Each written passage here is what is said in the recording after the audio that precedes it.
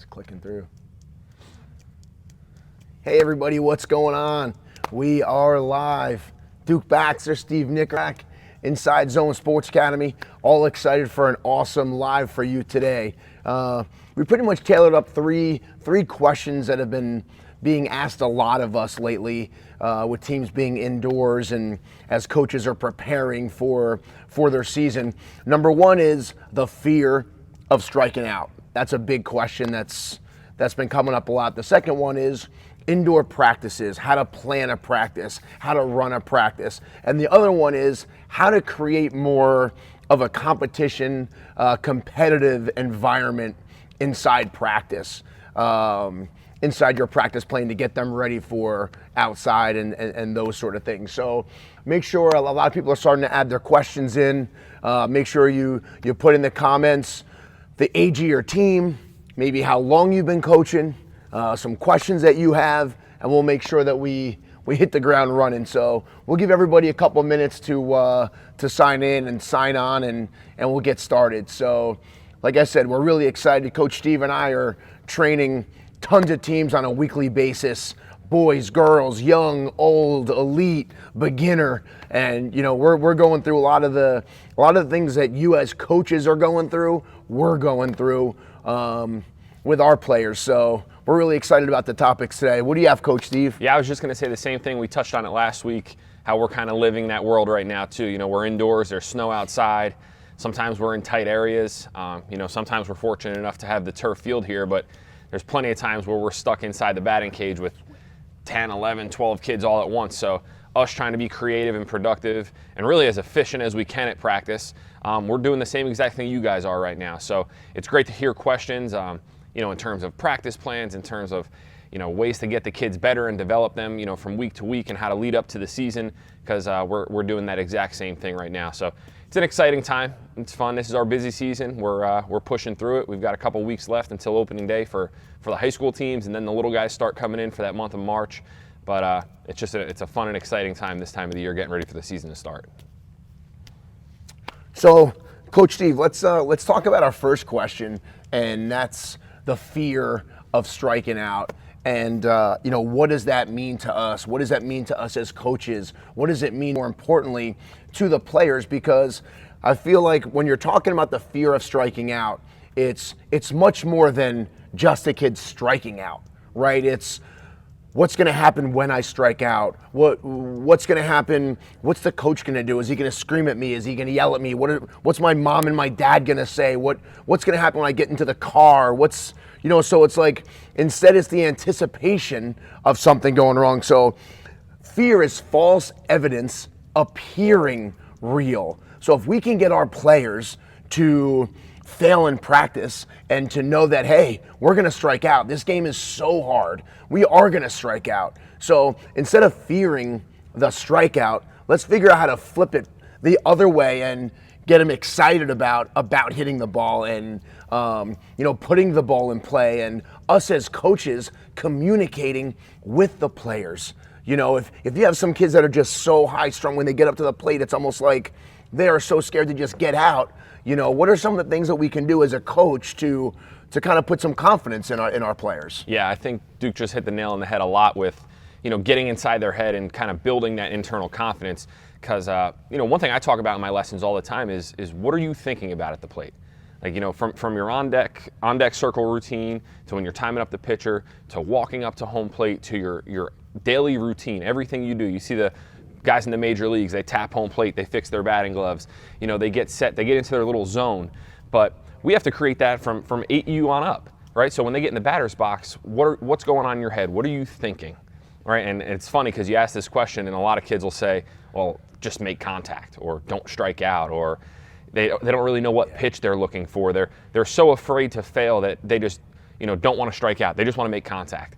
And it's something that I tell my guys all the time. I'd rather you go up there and take 3 aggressive swings and strike out than take one 60% swing just to say you made contact and now you're out, right? I'd rather swing full speed, go up there with a confident, aggressive approach and put a good swing on the ball. Even if I miss, who cares, right? We talk about it every single week. We're going to fail a lot in baseball and softball. And it's our job as coaches to relay that message to the kids saying it's okay to strike out, right? Or we're gonna look silly sometimes. We're gonna chase a curveball in the dirt. We're gonna chase a fastball up here. We're gonna do things that, we're gonna look silly out on the field. That's just part of the game. That's part of playing baseball and softball. So our job as coaches is not be down the third base line, throwing our hands in the air, not screaming at the kid, why'd you chase that pitch in the dirt? We've all chased curveballs in the dirt. We've all chased those fastballs up at our eyes that look great. But it's teaching those players when they walk up to home plate, let's take that big deep breath. Let's have our routine so that every single time we step in the batter's box, it's just me and the pitcher. The coaches don't matter, our parents don't matter, letting down our teammates, none of that matters. It's me versus that person standing out on the pitcher's mound 46, 60 feet away, and I got to be on time and I have to be aggressive. That's the only thing that matters. I think sometimes kids go up there with this fear in their head that I just want to make contact or I just don't want to strike out. Well, bad things are going to happen then. But if you go up there and say, I'm going to be on time and I'm going to be aggressive, the batting average, the numbers, all the stats, that'll take care of itself down the road. Right? Don't put pressure on yourself in terms of, I got to go 2 for 3 today to get my batting average up to 280. Kids played, I was a numbers guy. I would play that game with myself. Like, man, I'm hitting, 292. I got to get a couple more hits to get it up to 300. And we start to press for all these, external reasons when none of it really matters. If we can, take each at bat like it's its own individual battle, it's its own individual season, nothing matters right now except being on time and being aggressive with this pitch. I think the kids are going to start to play a little bit more aggressive and with less fear than, worrying about, man, what's going to happen? What's my dad going to say to me when I get in the car if I'm 0 for 3 with 3 strikeouts? And it's funny because I had a kid the other day, really good player, and his swing is looking really good. He's getting ready for the season. And we were talking about his approach because he was talking to me about being a streaky hitter. And for you coaches, what streaky hitter means is when things are going good, they're going great. And he's up at the plate and he's hammering the ball. But the second, he starts to hit a little bit of a slump, well, now all of a sudden we're blaming our swing, we're blaming the umpire, we're blaming our coach, we're blaming the strike zone. The second we start to get out, and then it kind of snowballs from there. And now, the kid's up there just praying that he's going to make contact. And I was a streaky hitter myself in terms of, when I was 3 for 3, I was going up to the plate, my 4th at bat, I couldn't wait to hit. So I asked him that question, and I said, when you get up there and you're 3 for 3 with 3 doubles, what are you thinking? He's like, I can't wait to hit. He's got his helmet on, 3 batters away. He can't wait to get up to home plate. And I said, all right, let's flip it. You're 0 for 3 with 3 strikeouts. You feel horrible at the plate. Now what are you thinking going up there for your 4th at bat? And he's like, I'm hoping either I don't get up or I just put the ball in play. And that's what we're talking about when we talk about individual at bats being their own little battle and making sure that when you get up to home plate, whether you're 3 for 3 with 3 doubles or 0 for 3 with 3 strikeouts, we have to find a way to have that same mentality. And it's tough. It's what makes baseball and softball so challenging, is that there's going to be times you feel awful in the batter's box. Yeah. Right? You get up there and you're just hoping to make contact, hoping to not strike out. And I've been there before, and I think a lot of you coaches out there have been there before, so we have to try to get inside the kid's head a little bit. Build that internal confidence, let him know it's okay to fail, that he's going to fail, and then I think you'll start to see a little bit more stress-free at bats from your kids. That's awesome. That's real good. That's real good. So hopefully it helps you coaches out there that have that question. So I know what Coach Steve said also can also be used for the same thing as pitchers. Pitchers that are throwing balls, pitchers that are afraid to hit the batter, pitchers that are having that same mentality of focusing on what you want to do, what your goal is, focus on the glove, focus on the, those sort of things. So yeah, one of my old teammates actually posted a clip the other day talking about the coach-pitcher relationship, and he was talking about, facing maybe like the guy at the bottom of the order. And he said, instead of telling the pitcher, we can't walk this guy, right? Knowing like, all right, let's say we got the leadoff guy coming up next, yelling out to him, we can't walk this guy. We're going to attack this guy right here. We're going to go right at him. That's just a completely different mentality. We're sending the same message, but in 2 completely different phrases.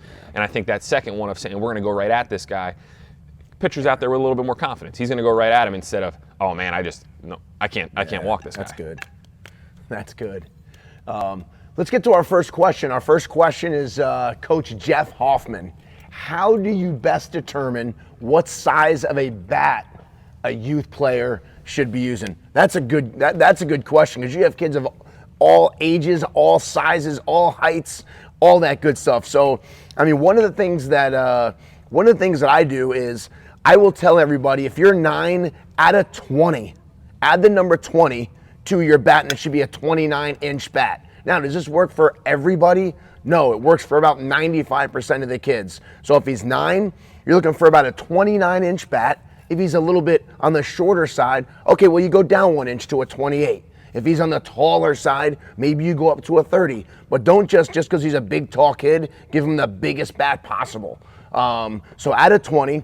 And then the other thing that I know is very confusing is the ounces of the bat. There's drop 10s, drops 11, drop 12.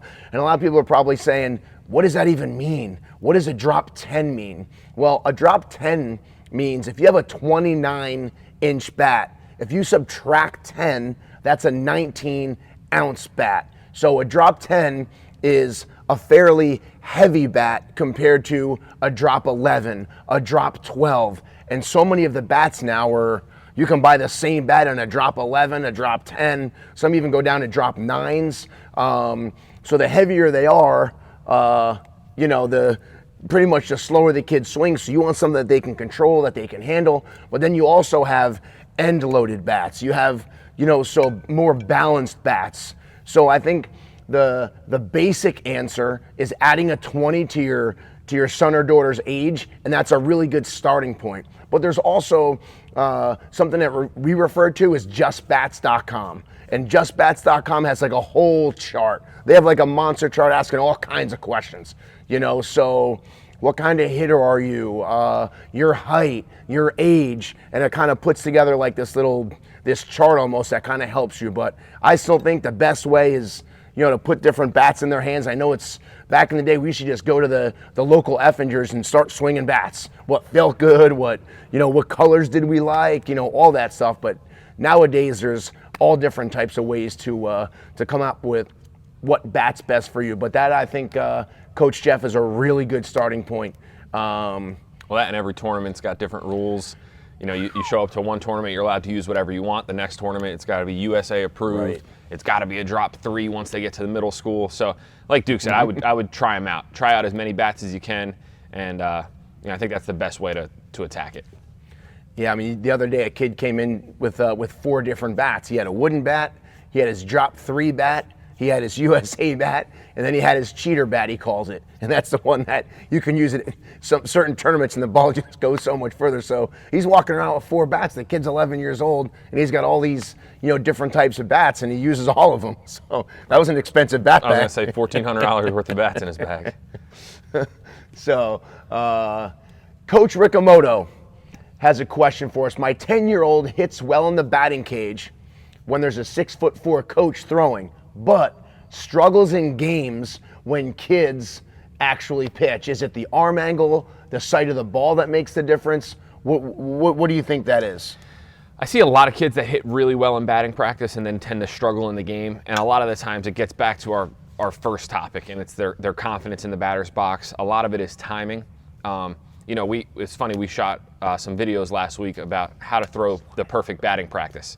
And Coach Duke was referencing really tall coaches throwing close and throwing from really high up and throwing the ball straight downhill, as opposed to either sitting on a bucket and throwing batting practice, or maybe getting down on a knee to try to get on that player's same eye level or on the same plane.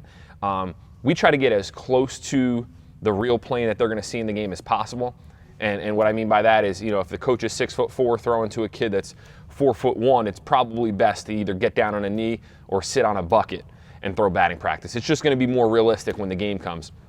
But whenever I hear kids that hit great in batting practice but struggle in the game, a lot of it comes down to the timing. It comes down to their approach, seeing the ball well. What I love to do is I get the pitching machine out. I think you said 10U, right? Mm-hmm. 10U player. So, 46 feet. Have your pitchers throw bullpens and have your son stand in there and just watch them. I love shadowing bullpens. So he's standing 46 feet away. He's not even swinging, but he's working on his timing and working on tracking that ball from a further distance. And a lot of times, too, kids are really confident in the cage because there's no fear of failure, as opposed to, out on the game, we get all these extra reasons why we get nervous, like I mentioned earlier, and then we start to put a little extra pressure on ourselves. But I think the more you can do to simulate that real game feel for your son, I think it'll be better, whether that be shadowing bullpens, maybe setting up the pitching machine from 46 feet away, just to really simulate that same speed and same distance and get used to tracking that pitch all the way in. That's good. That's real good. I like this one. Coach Stevenson, we had a question like this last week as well. It's kind of similar. 12U single A, independent Iowa. How many times do you do the same drills in practice over and over, but sometimes they just don't get it? Do you move on, or do you do the drills until they actually get it? Well, that's a good question. I mean, especially when they're 12 years old. So some of the stuff, depending on what you're talking about, if you're talking about a bunt coverage or a first and thirds or those kind of things, you have to keep on focusing on them. If they're actual skills related, I definitely would do the drills, but then figure out other ways to achieve the same thing. So it's a backhand drill maybe, and they're not quite understanding which hop you want. Well, coming up with a different drill to get them to focus on getting the proper hop, or that's just an example of something. Or if you're telling the kids two hands, and they're using one hand every time and they're not using two hands, well, you can get the pancake glove, which forces you to use two hands. You can do certain drills that can help reinforce that, but you don't want it to get boring to where you're doing the same drills over and over and over again, and now the kids are kind of going through the motions. Even you as a coach might be like, man, practice is the same. It's monotonous. I need something new in the practice. So just take a note, jot it down after practice. You know what? The guys didn't quite get this too well. This is what they did well. This is what they didn't do well. I got to figure out a game plan so that next week we got to make sure we work on this again. But don't just wear them out doing the same drill for 15, 20 minutes. They're not getting it, and so, do you have anything else to add on that? No, I think that's really good. I think Duke mentioned it perfectly, us being able to teach the same thing in a variety of different ways. So getting creative, creating a competition out of that drill just to get them a little bit more focused and, pushing one another. But we go through it too. We run infield classes for varsity softball players and varsity baseball players. And a lot of times our circuits will be very similar in the things that we're teaching. And the one day, the kids were kind of goofing around. The boys were goofing around on this one little flips drill, and then the girls came in that night and they killed it and they loved the drill. And we were trying to figure out, why did the girls concentrate and do so much better than the boys? And sometimes it's just, a level of focus thing. It's just, wanting to compete a little bit more. And, going back to the competition piece, if you can, put them on a stopwatch if you're working on first and thirds, or you're working on, bunt coverages, whatever you can do to try to simulate that real game feel and make it game-like, I think the better focus you'll get out of the players. Yeah. So Joey Bass, what's going on, Joey? What's your opinion on the scissor kick some people teach? It appears to be a natural reaction some pro hitters do, but seems hard to teach and force, especially with the younger ones, 7 to 10-year-olds. Your thoughts? I agree 100% with you. I mean, you see some players do the scissor kick. You also see some younger players do it, and they kind of do it automatically as their hips fire, and depending on what position their body's in, when they fire their hip and they're getting ready to explode to the ball, their back leg kind of kicks out, opposed to staying in that same neutral position. I mean, you see Mike Trout. There's a lot of guys that you see do it, and now you see a lot of coaches trying to teach it because some of the greats do it. So I don't know if, it's definitely, it definitely can be taught. We don't really enforce it too much with the younger guys. We're trying to just build good swings and be consistent and stuff like that. I'm sure that's something we will add, and we do with some of our athletes, depending on their level and how good they are and stuff like that, and kind of like what they can consume as a hitter and understand. But I think that's definitely something that's challenging, and more of a, if kids are doing it and they're doing it well, like leave it alone. But trying to get everybody to do that, that's how I feel about it. Yeah, Joey, I think that's a really good question. And I think a lot of times coaches, youth coaches, high school coaches, we get caught up in seeing the result of what a professional's doing, like a Mike Trout or a Tatis, guys that do the scissor kick. And then we try to replicate that, but not really understanding what Mike Trout or Tatis or any of those guys are actually thinking about at the plate, right? So we see the result, we see the finished product, but we don't really see anything about their thought process or their approach or what they're trying to feel in their legs. Like, I don't think they're trying to scissor. And for you coaches out there that don't understand, Dom, can you move the camera just so I can kind of, I'm going to stand right here in the middle? Okay, perfect. What Joey Bass is talking about, guys, is, Mike Trout, you'll see sometimes when he takes his full swing, his back leg actually kicks backwards, right? As opposed to whatever other coach is teaching, squish the bug or turn the hips. Tatis Jr. is the same thing. So when they go to hit like this, let me back up a little more, they go to swing and their back leg actually works backwards this way. And me personally, I think I'm going to hop back to this camera here. I think it's a result of them using the ground really well and driving through the ground to create force. And I also think it's a result of them staying closed and keeping their front hip on the ball longer. You'll see a lot of players when they turn to rotate to the ball, they just spin, all right? They squish the bug and everything is just kind of rotating. When those are two guys that really drive through the ground, they create that force and that front hip stays closed. It's almost similar to like a hockey player doing a slap shot, right? You see somebody shoot a slap shot and their back leg kicks out. It's the same idea. So it's hitting it to a strong front side. It's using the ground to try to create as much force as possible and not really just spinning or turning our hips. And I do work with a lot of my guys on keeping that front side closed a little bit longer, front hip, front shoulder staying on it. And then it starts to happen naturally. I remember one of my players was asking me about it last year, and he said he wanted to do it. And I pulled up some game footage of him, and he actually does do it in the game. When his front foot stays closed and he's driving back through the pitcher and his direction is good, he tends to kick that back leg out a little bit. But I do think it's challenging to teach players at a younger age to do it. I think sometimes if you teach their lower half to work correctly and you teach their front side to stay closed and not spin and fly open, you'll see a lot more players do it naturally. But I think that's a really good question. When coaching hitting, are you coaching baseball and softball differently? From Coach Jason McDonald. I think it depends. Coach Duke and I both work with a lot of baseball and softball players. I think the swing is very, very similar. There's not a lot of differences in it, other than in softball you're seeing a rise ball sometimes. There's different pitches and the ball's coming in at different angles. But I think the swing, the mechanics of it, in terms of timing and posture and driving through the ball, I think all of that stuff is very, very similar. There's slappers. Slapping's completely out of my realm of expertise. I have no idea how to teach slapping, but I do have a ton of softball players from 7U all the way up to college girls, and there's not a lot of differences. Again, I think it's getting into their head a little bit and making sure that they're able to cover the entire strike zone. We're talking about rise balls in softball, and baseball players, we would never talk about that. So I think for the most part, everything is pretty spot on and similar. Duke, would you agree on that?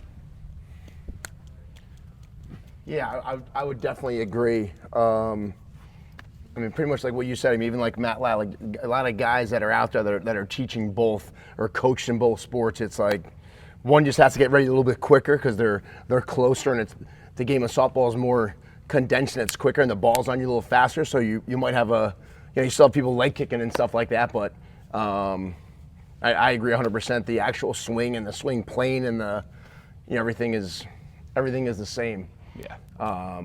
So one of the questions was, we missed the first 12 minutes. Will the recording be available? Yes, it will be. It will be recorded. So Jose, don't worry about that. We'll make sure you guys can see it. Bobby Meeks, I like this question. We have a new formed 12U team.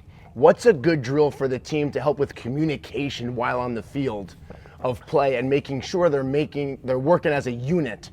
Thanks for all that you guys do. We appreciate it. Thanks, Coach Meek. So, one of the things that you need to make sure that you're working on with the kids is making sure they know how many outs, they know where the runners are, they know like the score of the game, so you kind of understand like what's going on, so they can yell that out right off the bat. Nobody's out, plays the first, and all the kids kind of say the same thing, or 1 out, runners on first, plays the second, and they're kind of all talking to each other. So they're not only talking to each other, but they're talking to themselves. So when the ball's hit to them, what are they going to do when the ball's hit? We were just talking about this the other day with one of our 14U softball teams, because the coach was saying how they don't know what to talk about. When you say, come on, communicate on the field, well, whoever taught them what to communicate?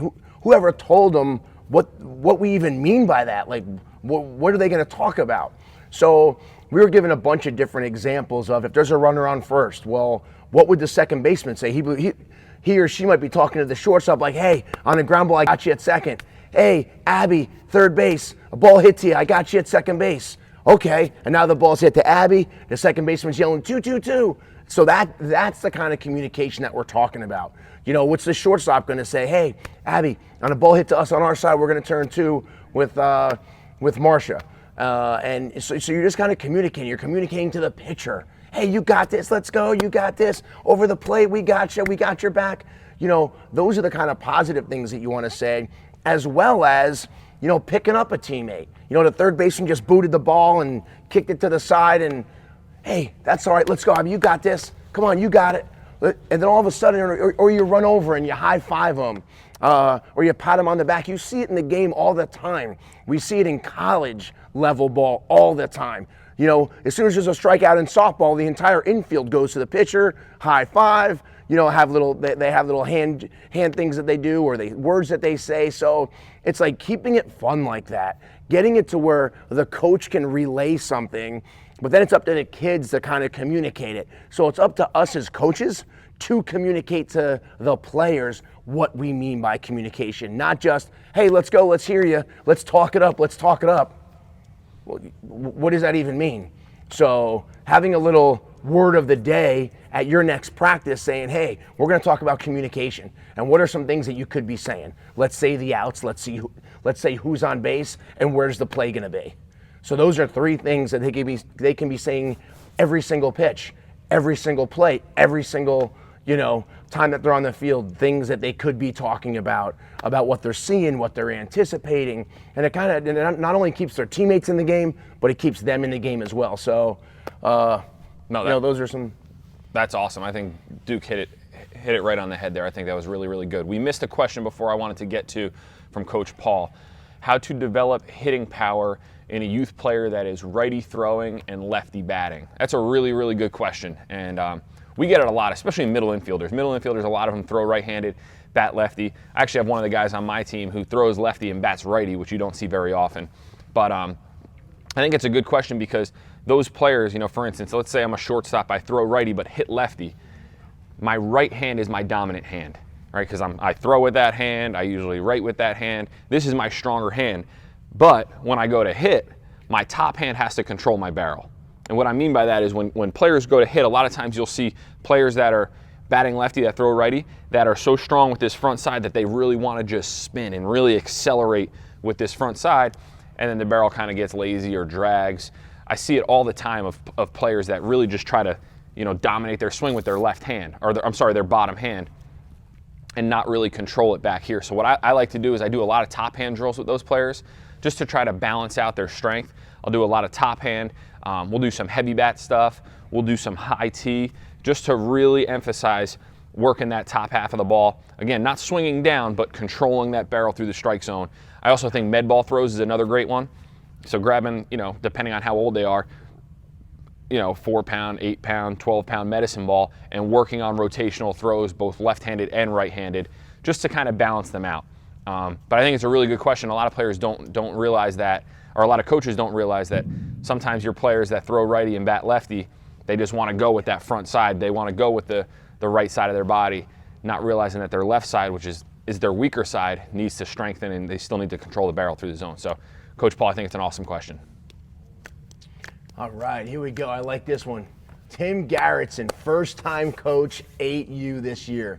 Do you suggest using the first practice as a team-building type practice or getting right into it to set the tone?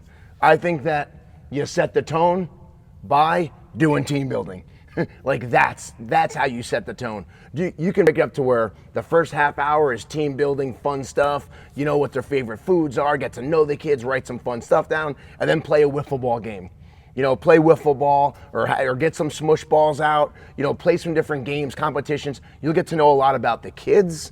You'll get to know a lot about their ability, their skill level, also what kind of kids they are, who your leaders are. You can do a lot of stuff in just watching a wiffle ball game or having competitions, whether it be team competitions or individual competitions. But I would definitely try to try to break the ice, because at 8 years old, they're all probably a little nervous. They're probably a little bit scared. They don't really know anybody. Maybe some of them have some friends, but they don't know you as a coach. What's the environment going to be like? So instead, I think what will make the next practice the best practice is by first getting them to feel comfortable with you, you feeling comfortable with them, and kind of breaking the ice with that, I think, will go a really long way with, even if the parents are involved. The parents are coming in, they're talking, and you're kind of just building the culture of what your team's gonna be. You're talking about your expectations. You're talking about what some of your rules are for the parents, the players, what they can expect from you as a coach.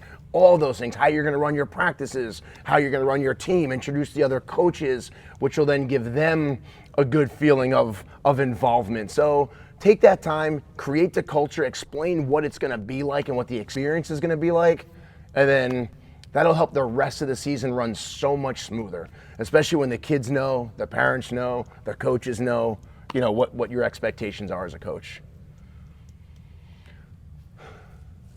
So hopefully that helps. You can give a thumbs up if you like that one.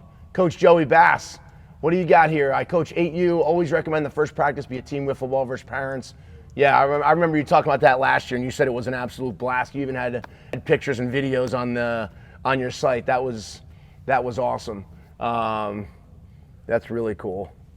So let's get into one of the other questions that we had that we were going to talk about, and that is, practice planning. Looking at where a lot of you are calling in from, there's a lot of people calling from Chicago, and Texas is warm. You guys are lucky, so you might be outside and not inside like us. But so let's talk a little bit about practice planning, how to design a practice. What goes into a practice. The importance of creating a practice plan, and you can all go onto our dominatethediamond.com.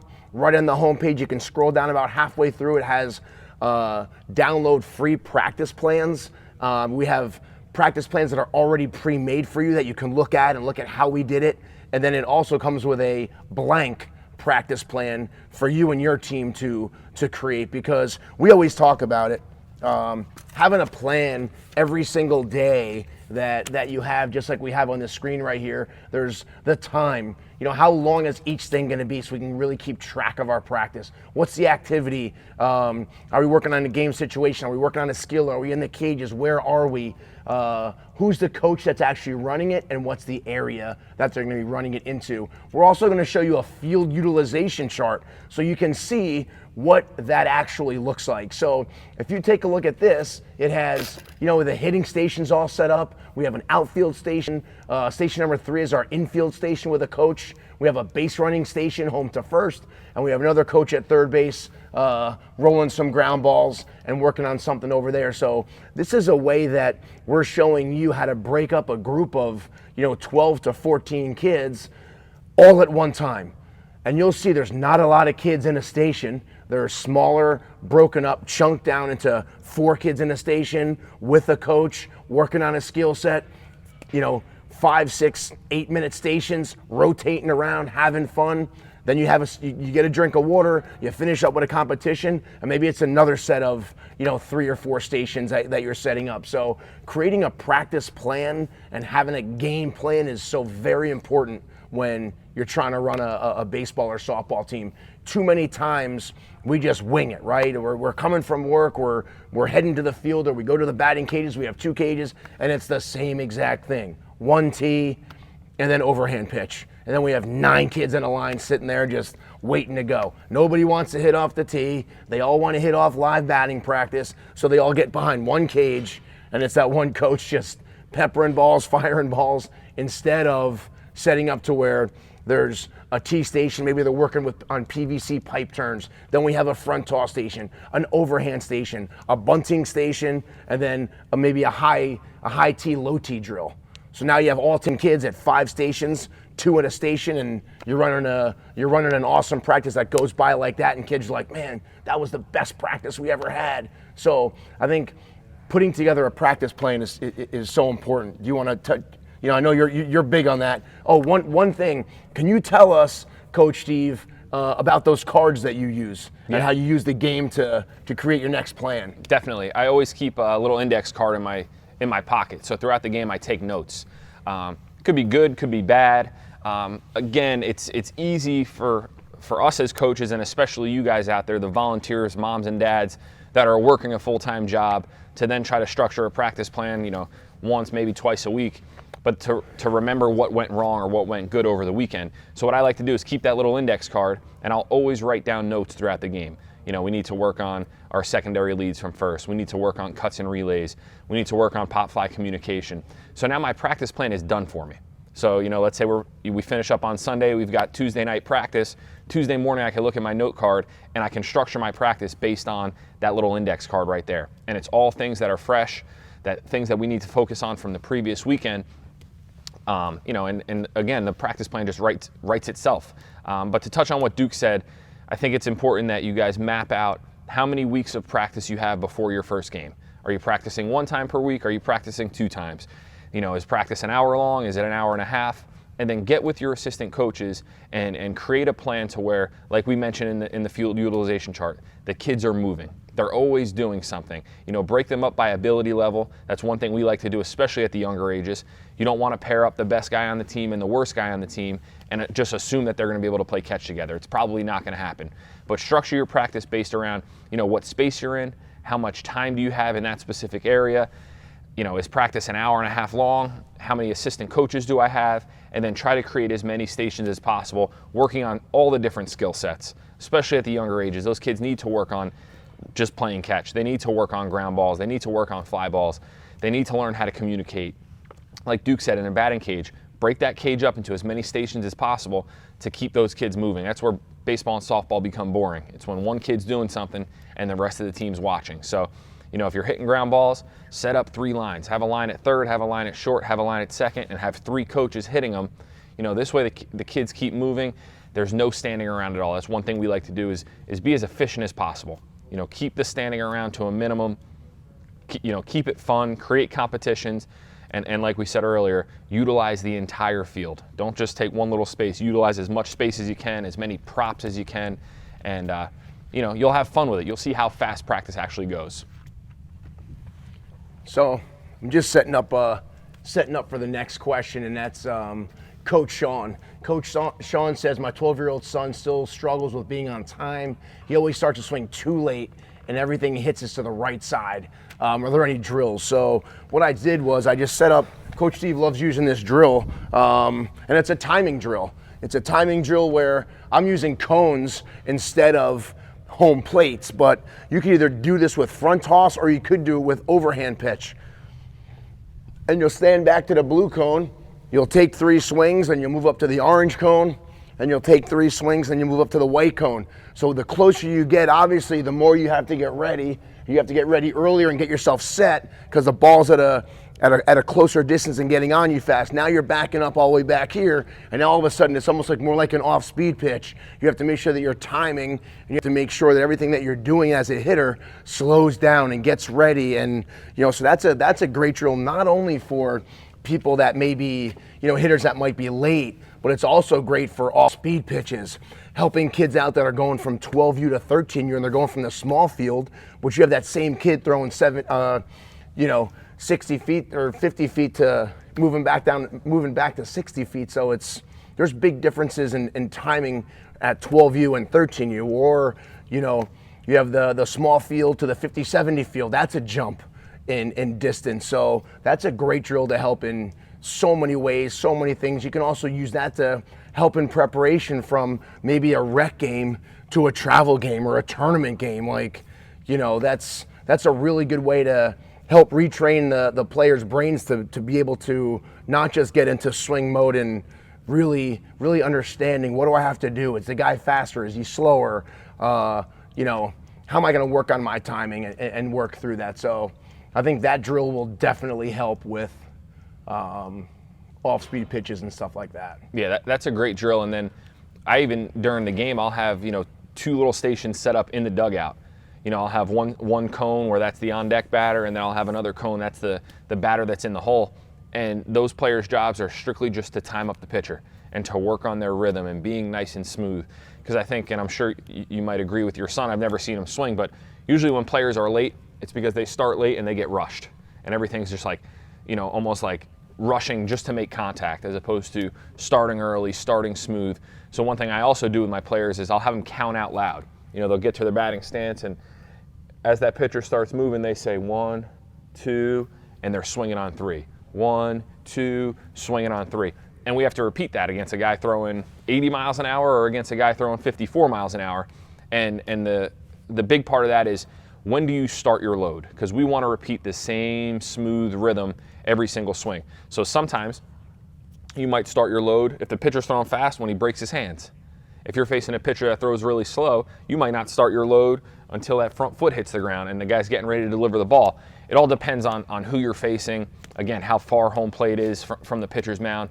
But I think creating those spots in the dugout too, we've got our on deck, we've got our in the hole, we've got the third guy up, just to work on that timing and put my helmet on in the dugout, watch that pitcher. I can hold my thumb and I'm working on my rhythm and I'm working off that pitcher just to get a feel for that pitcher that specific day. But really good question. Coach April says sometimes there's only one practice a week where the whole team is present. Is hitting or fielding the most important in practicing? If hitting, is it live hitting off a pitcher or a soft toss or machine pitch? So my first question, April, to you is, what age are we talking? We're talking about 9U, 10U, 11U, because that'll be important to me, whether it's a machine pitch, is it a machine pitch league, or is it a coach pitch league, or is it player pitch? Also, how many weeks of practices do you have leading up to the season? Are you still 3 months or 4 months out? Are you 3 or 4 weeks out? Because that would also go into the way that we would answer that question. But I think that, right now our team has only an hour practice time as well, and we split it at 30-30. We're going 30 minutes of fielding, and it's more mass ground balls. We're doing the quarterback drill, so kids are throwing, they're warming up, and then they're getting tons of ground balls, tons of fly balls, and just working on a lot of the skills that they're going to be working on in the game. We're not working much on game situations yet, or strategies, or we're just getting reps in until basketball's over and we can start getting them 2 or 3 times a week. And then when we go in the cages, we break them right up into stations. There is an overhand station, but then we have a front toss station, we have a tee station, we have a bunting station, and they're working through that way. So that way they're getting a ton of swings in. We're videotaping every practice, so we're watching the hitters, so that way the following practice we know what to work on, what the station should be. So I think an hour definitely flies by, and you don't want to overwhelm yourself, but you really need to, it takes a while to come up with the practice plan that is going to go by like that, and what is important.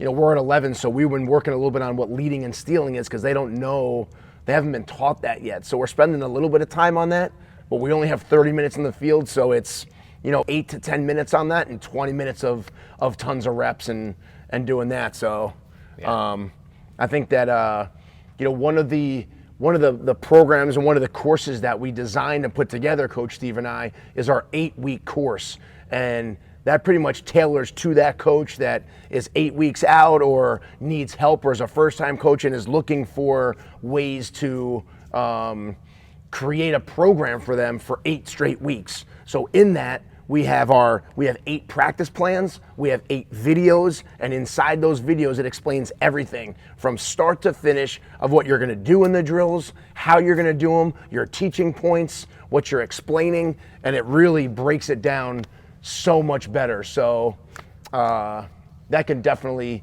help you out. So she coaches a 14U team. Okay, 14U team, competitive teams are just.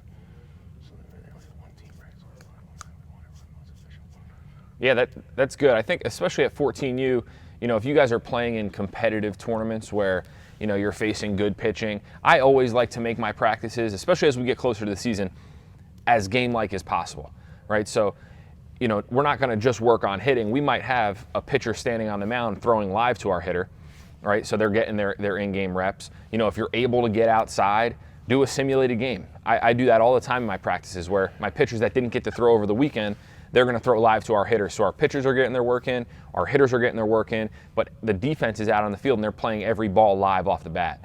So I think there's ways, especially if you're able to practice outside, to really simulate that in-game feel. I definitely would focus on both though every week. Unless your team is studs on defense and they just really need to focus on hitting, spend 45 and 45 if you got that hour and a half. Go out there, work on 45 minutes of a defensive circuit, team situations, and then go in the cages and get your work in, hitting wise. But I guess it's all relative to what your team can do and what they're really good at, and focusing your practices based upon the needs of them. And it's a great question. It's kind of hard to say without knowing your team and knowing their strengths and weaknesses. But if they're kind of in the middle, I would focus on both. If they really need work on hitting, you could spend 2 weeks and just crush hitting for 2 weeks. But I think it's a good question in terms of whether or not to focus on live or machine. I think all that stuff is great because it's real easy, just to hit a 15-mile-an-hour front toss. It's good to challenge them and force them to fail in practice. So once they get into the game, their eyes are trained, their timing's down. They've already got 15, 20 at-bats under their belt before opening day, where they're seeing that live ball come out of the pitcher's hand. Here we go, Coach Scott. This will be our last question of the day. So make sure you keep on adding your comments, because we go back through and recycle them all, and we'll reuse them for next week's live. But Coach Scott, 10U, Ontario, Canada.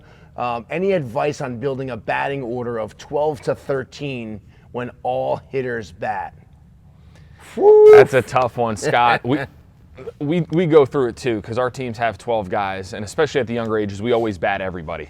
We'll bat 12, sometimes 13. I have 11 with a couple pitcher only, so depending on who we're playing, the importance of the game will dictate whether or not we're going to bat everyone. But I think you're doing a really good job and a good thing at batting everyone. It's stressful on us as coaches, but at 10U, we want to keep these kids playing. We want to keep them in the game.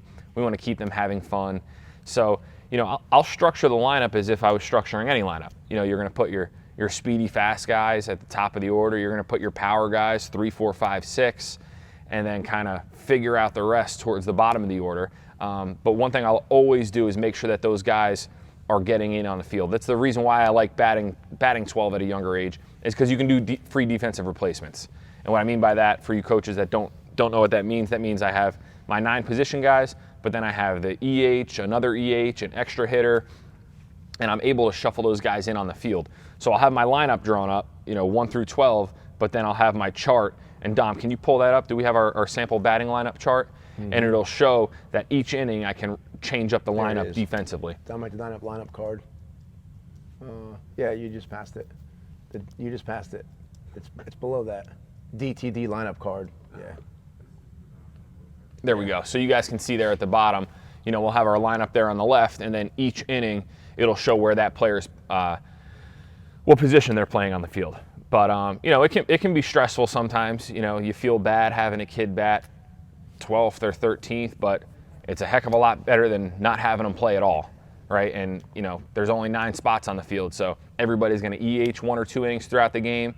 But the other challenging part to that is, you go out there and you either get 10 run or you 10 run rule the other team, and that player at the bottom of the order only got to bat once.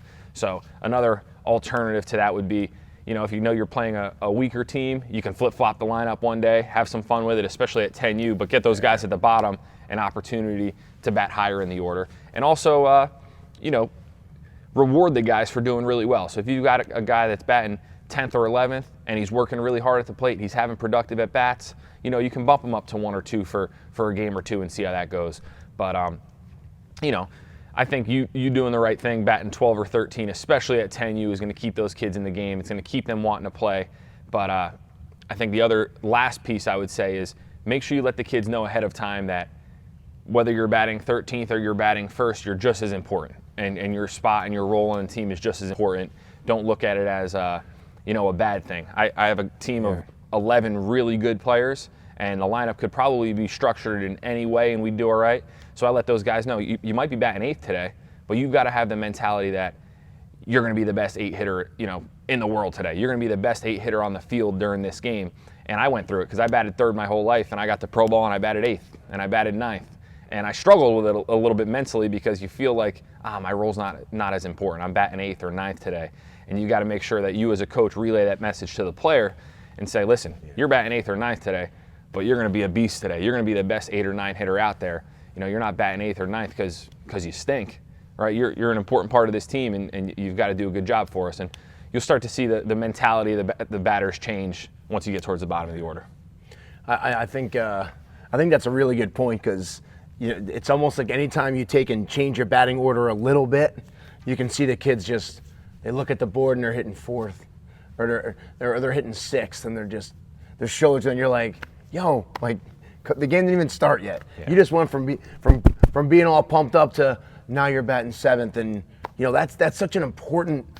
They're all important, right? Like, everything is important. So make sure you do tell those kids, especially if a kid's been batting 3rd for 7 straight games in a row, and all of a sudden you bat him 7th. It's like, hey, Steve-O, just wanted to let you know I'm going to be batting you 7th. You'll get to see some more fastballs. I know you've been struggling a couple games, but I think this will help lift you up, and we're going to blah, blah, blah. And it's like, oh, okay. But if you don't say anything, now all of a sudden the game's over. Steve goes in the car, and his dad's now going, wait, why'd you bat 7th today? And see, he doesn't know why, and now he's making up an excuse or a reason, or he doesn't know. He's like, I don't know, coach didn't tell me. And next thing you know, it snowballs into something that really there might have been nothing. Maybe you forgot and you bat him 7th by accident. Like, who knows what? But it can turn into much more, of an issue for you. So instead, hey, give them the reason, tell them why, what's going on, and that's it.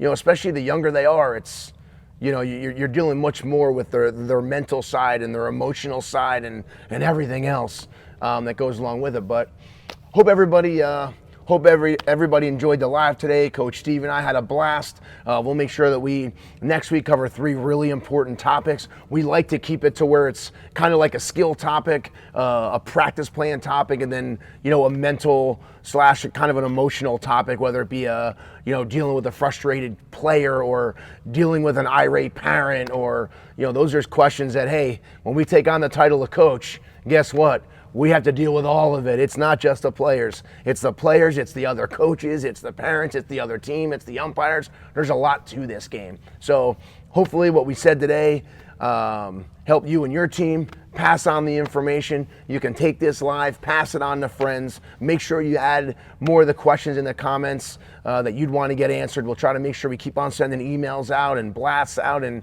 try to help educate, motivate, and inspire you to be the best coaches that you can be moving forward. So for Dominate the Diamond and Coach Duke and Coach Steve and Zone Sports Academy, always remember to dominate the diamond. See you next time.